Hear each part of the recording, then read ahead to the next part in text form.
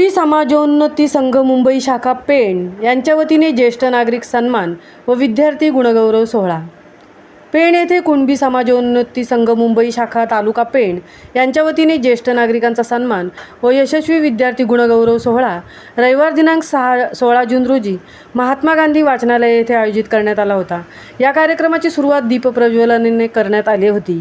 यावेळी व्यासपीठावर प्रमुख पाहुणे म्हणून अक्षरा सचिन कदम, महिला अध्यक्षा ओबीसी संघर्ष समिती रायगड जिल्हा व माजी सभापती पंचायत समिती तळा, सचिन सुरेश कदम, युवा अध्यक्ष रायगड जिल्हा कुणबी समाज व अध्यक्ष ओबीसी संघर्ष समिती तळा तालुका, प्रकाश रामाणे माजी नगरसेवक, संजय जाधव जिल्हा उपाध्यक्ष, महेश जोशी उपाध्यक्ष, दीपक रामाणे तालुका अध्यक्ष, शैलेश नवाले खजिनदार, सूरज पाडावे सरचिटणीस आदी मान्यवरांसह विद्यार्थी व पालक मोठ्या संख्येने उपस्थित होते।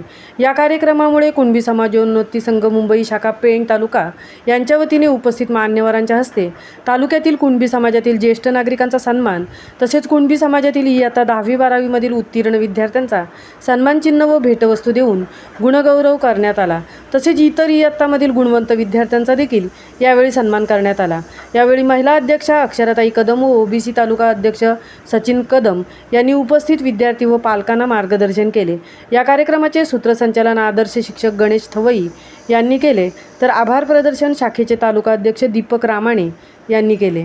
महामुंबईसह विनायक पाटील, पेण। विद्यार्थ्यांचं खूप खूप खूप कौतुक करते आणि हा कार्यक्रम असा गोड कार्यक्रम आयोजित केला त्याबद्दल इथल्या अध्यक्षांचं, त्यांच्या संपूर्ण टीमचं सुद्धा कौतुक करते। आणि या गोड कार्यक्रमाला आम्हाला इथे बोलवलं, आम्हाला इथे बोलण्याची किंवा येण्याची संधी प्राप्त करून दिली, त्यासाठी प्रथमतः तुमचा आभार मानते। निश्चितच या कार्यक्रमाला 10वी उत्तीर्ण झालेले, आता 10वीचा निकाल लागला, उत्तीर्ण झालेले विद्यार्थी तो उपस्थित असतीलच। त्यांच्यासाठी खरं तर हे मार्गदर्शन शिबिर आता चालूच असणार आहे आणि त्यांनी आता किती टक्के मिळवलेत आणि मग ते काय करणार यासाठी सगळीकडून मार्गदर्शन होतच आहे। आणि मीही सांगते की निश्चितच आपलं हे चांगले टक्के मिळाले, आपण फक्त शाखा कोणती निवडतो किंवा क्षेत्र काय बघतो, तर डॉक्टर आणि इंजिनियर ही क्षेत्र आहेत, महत्त्वाची आहेत। जोपर्यंत समाज आहे तोपर्यंत ही क्षेत्र महत्त्वाची आहेतच, पण या क्षेत्रांबरोबरच आपण इतर काय करू शकतो किंवा दुसऱ्या कोणत्या क्षेत्रात जास्त गरज आहे हे सुद्धा पाहणं किंवा आपली आवड कुठे आहे हे सुद्धा पाहणं तितकंच गरजेचं आहे।